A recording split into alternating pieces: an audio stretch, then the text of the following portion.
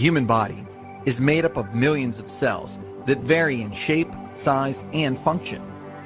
In healthy tissues, new cells are created during cell division, a process called mitosis.